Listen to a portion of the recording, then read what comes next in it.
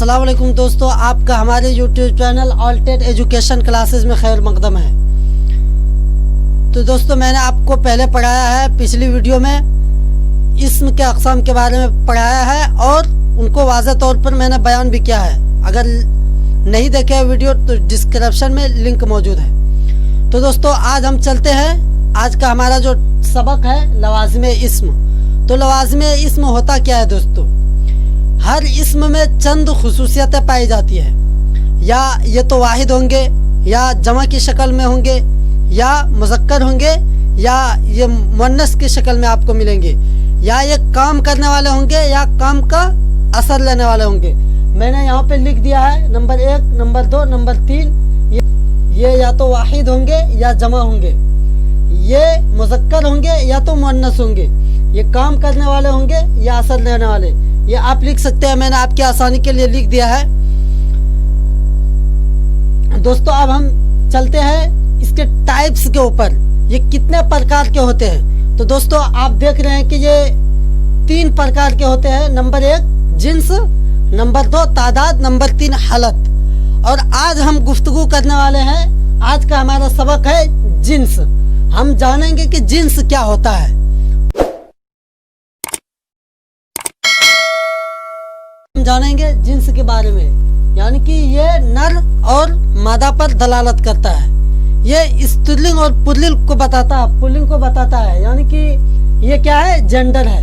اور اس کے کل اقسام 2 ہے۔ نمبر 1 جنس حقیقی، جنس غیر حقیقی۔ تو دوستو، اس کو جاننا آپ کے لیے ضروری ہے۔ میں نے اردو لکھ دیا ہے، اوپر لکھ دیا ہے سہایک اردو انوادک کی طرف سے جنہوں نے فارم بھرا ہے، تو ان کے لیے یہ چیپٹر بہت امپورٹنٹ ہے۔ میں یہ بتاؤں گا، لیکن میں آج پہلے گفتگو کروں گا جنس کے لحاظ سے اسم کی 2 قسمیں ہوتی ہیں۔ یعنی یہ اسپیشل سیٹیٹ جو میں نے لکھ دیا ہے، یہ سیٹیٹ میں اکثر یہ سوال پوچھے جاتے ہیں۔ اکثر ایک سوال ضرور پوچھا جاتا ہے، یہ آپ دھیان میں رکھیں گے۔ تو میں نے لکھا ہے کہ جنس کے لحاظ سے اسم کی 2 قسمیں ہیں۔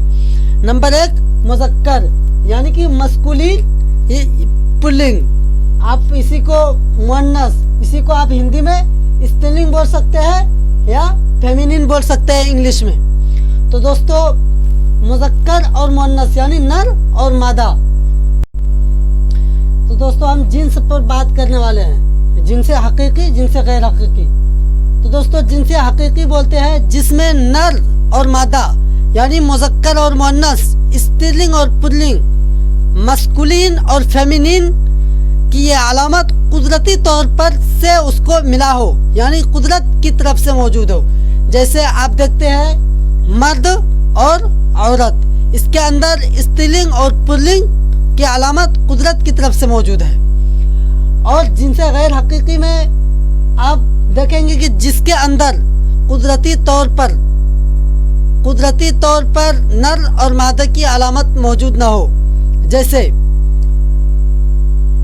مثال کے طور پہ، اور یہ ہمیشہ بے جان ہوتا ہے، جیسے پہاڑ اور بھی دریا، سمندر، یہ مخصوص نام ہے اور ان کے اندر جو ہے قدرت کی طرف سے یہ علامت موجود نہیں ہے۔ دوستو، بات ہو رہی تھی جنس حقیقی کے اوپر۔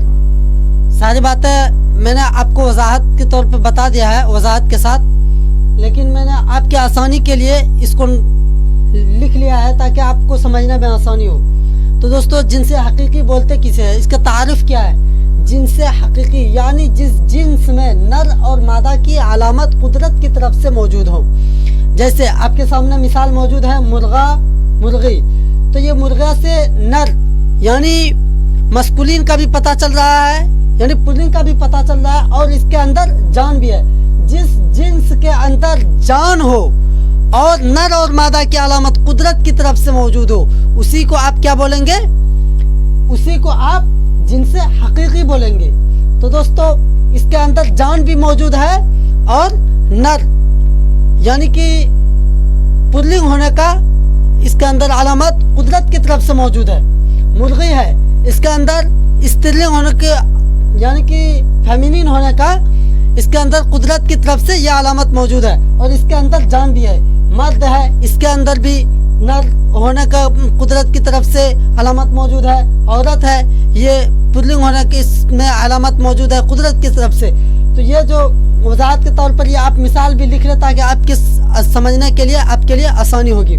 ये तमाम मिसालें आपके सामने मौजूद है। दोस्तों आपको समझ में आ गया जिनसे हकीकी। अब हम बात करने वाले हैं जिनसे गैर हकीकी के ऊपर। जिनसे गैर हकीकी से मुराद है बेजान अस्मा, यानी कि जिस इस्म के जिस नाउन के अंदर जान नहीं होती है। मिसाल दिया हुआ है पहाड़, कलम, किताब, लकड़ी।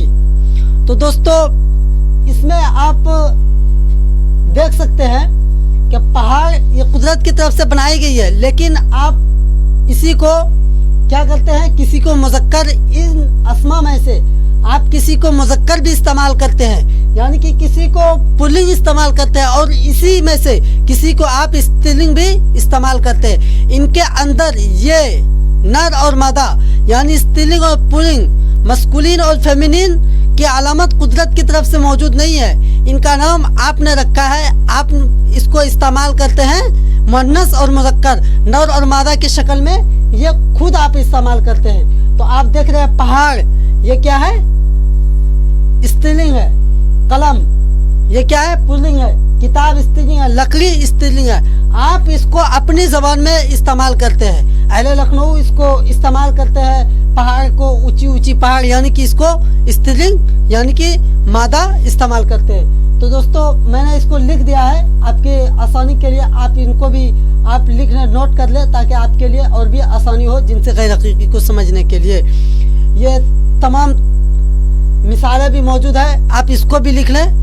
नाज़रीन गिरामी आपको मैंने बता दिया लवाज़िम इस्म के तमाम अक़साम, यानी जिनसे हकीकी और जिनसे गैर हकीकी, आपने दोनों को वाज़ह तौर पर समझ लिया है। अब दोस्तों अगर मेरी वीडियो आपको पसंद आए तो लाइक करें और हमारा चैनल सब्सक्राइब करें और बेल आइकन के बटन को दबाएं और दोस्तों को भी शेयर करें ताकि वो भी इस तरह की वीडियो देख सके और वो भी इल्म हासिल कर सके।